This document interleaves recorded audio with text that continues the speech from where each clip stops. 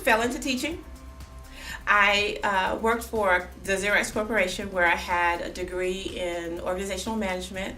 I had my last child, which was my third child, and I decided I was going to homeschool. So when I homeschooled, I found out there was so much more to teaching than just staying at home and, shoving books down their throats.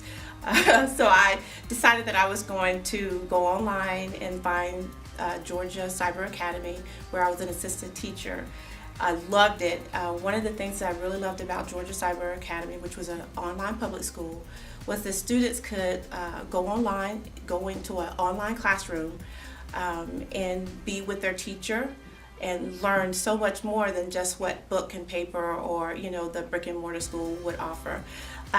So the other component to that is they had traditional access to where we had face-to-face meetings, and that's really what propelled me into wanting to get my alternative teacher certificate. So when I moved to Texas, I went to Texas Teachers, and I really pursued getting that alternative teacher degree or certificate. So one of the things I really loved as we were going through the course was one of the special education component of it, one of the classes. And I said, I really wouldn't want to do that. I want to do the special needs teaching. So I studied and got my certificate for special education, or my certification for special education.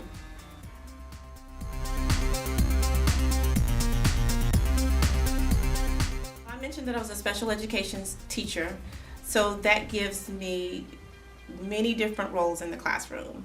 So I'm a co-teacher, resource teacher, and content mastery teacher. So you can imagine I have a diverse group of students. I have anywhere a student from an emergent reader all the way to a student that may have splinter skills.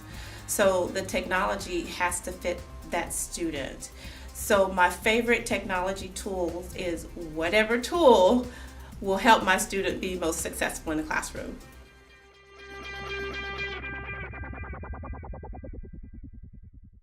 I use a wide array of technology.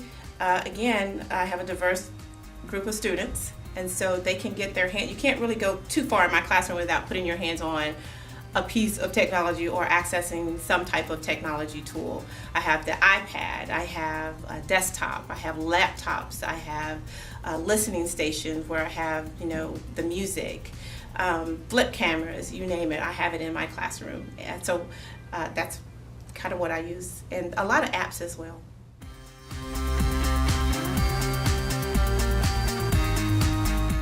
Sir Peter Blake said it best, where he says, new technology is common, but new thinking is rare. And so what I wanted to do was teach my student that technology is not just entertainment, but they can be creative with that and use those skills so that they can take it into a real life or a real world application.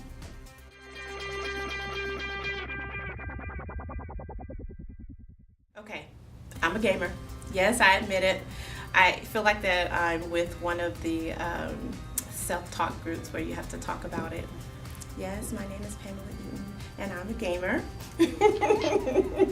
Yes, I have all of the platforms. I have the Wii U, I have the Xbox, I have the PlayStation 1, 2, 3, and 4. So when I play the games with my sons, I get really excited about that, and playing those games actually gives me a connection in the classroom. So when you ask me what's the first app I open, I have to say it is my Xbox app on my Windows phone.